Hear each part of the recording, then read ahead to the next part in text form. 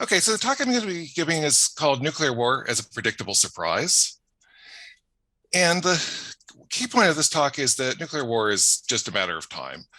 In the same sense that eventually an asteroid is going to strike the Earth unless something is done, in the same sense that we knew eventually another big pandemic would come, we can also expect that eventually, if we go on as we are, we're going to get nuclear war.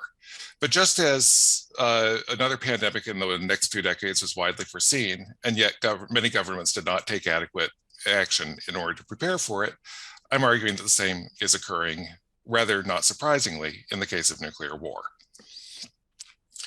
Now, the title of this paper is taken from a concept developed by Max Bazerman, which of predictable surprises. And the claim is here is that there's certain a predictable surprise occurs when you don't know when a big disaster is going to occur, but you know that eventually something is like that is likely to occur. And unfortunately, a characteristic of predictable surprises is that governments often fail to prevent them. Bazerman and his colleague Michael Watkins cite 9/11 as something that the US government should have been able to foresee, but did not take action against. And Bazerman cites global heating as another example. Now, my claim here is that any event with a non-zero probability over a finite period is going to happen if we give it long enough. And that's true of asteroid collisions, pandemics, and of nuclear war. This is just a matter of statistical probability. Some people have questioned this on the grounds that nuclear war is an anthropogenic risk. I can't see that this makes really any difference to the matter, but I'm prepared to address that in Q&A if anybody wants to bring that up. Now, unfortunately, in cases with low impact or low probability, high impact sorts of threats, they tend to result in what Jerome Wiener has called tragedies of the uncommons. That is to say, governments tend to neglect these threats. I suggest in the paper that this is due to a couple of reasons. One is human risk perception, that that threats that are infrequent but high impact, like asteroid impacts, tend to be low salience for people. But the second is that much of the harm often falls on future generations. The odds that we're going to have a nuclear war during your or my lifetimes, or even those of our children, may be fairly low.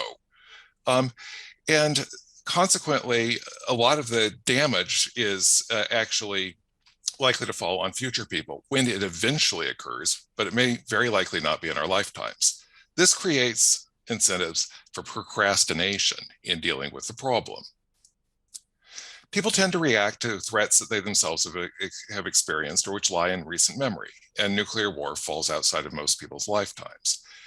Moreover, from a narrowly self-interested perspective, it might make sense not to worry because the benefits of nuclear deterrence are, in Stephen Gardner's phrase, front-loaded. We get them right now, whereas the costs are expectedly backloaded. We might get nuclear war right now, but we probably won't. It's very likely to occur after our deaths. Now, when I started working on this paper, I thought that this phenomenon of intergenerational distribution of costs might explain why we're not doing more about this.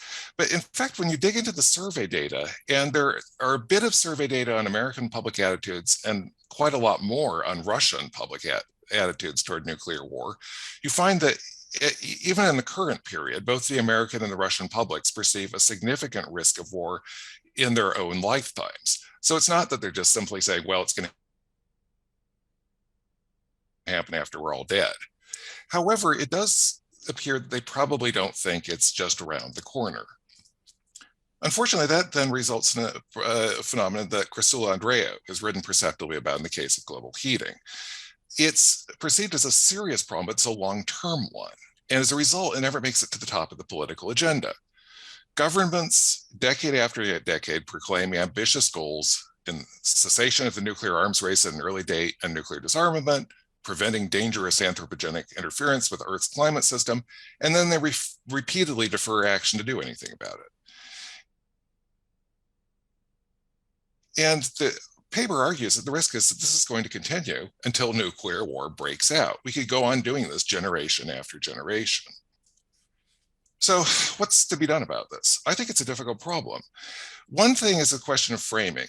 Analysts, policymakers, and activists, rather than focusing on the short-term low probability of nuclear war, ought to emphasize that in the long term, it's inevitable if we don't do anything about it.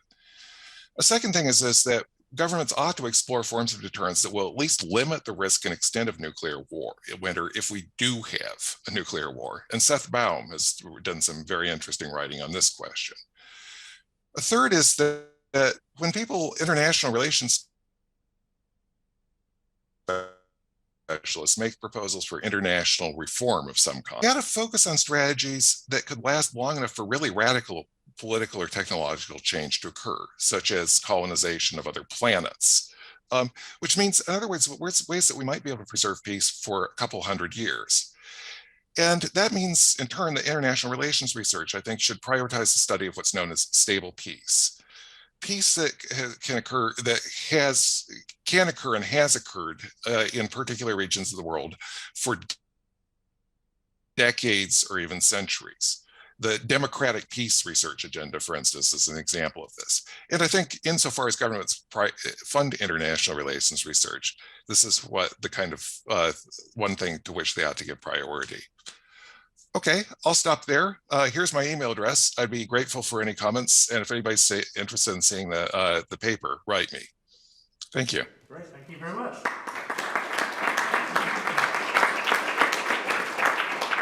Great, looking around the room for questions. I'll mention Seth Baum. Seth has got this great paper looking back over the last kind of 70 years of nuclear war and identifies at least 60 close calls. Yes, a really remarkable number of near kind of use of nuclear weapons. Oh, it's Seth Baum, A Model for the Probability of Nuclear War. Julius.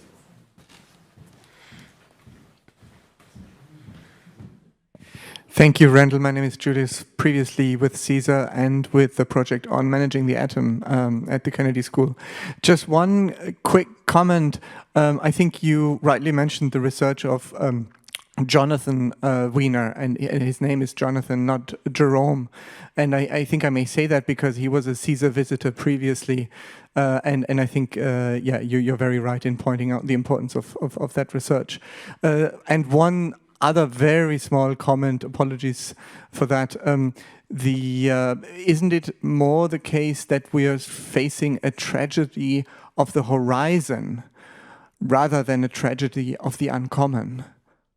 But that's maybe philosophical, sorry. Could I ask you that's interesting. What's the distinction? What would you think of a tragic horizon as being? The distinction is the frequency.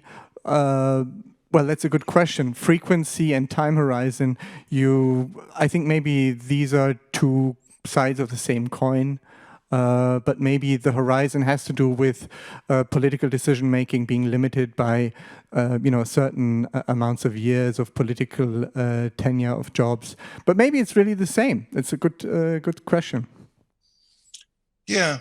Well, I mean, I think that things like asteroid impacts fall into the category of what Wiener calls tragedies of the uncommons, and a large part of the paper is to draw the analogy between that and the risk of nuclear war.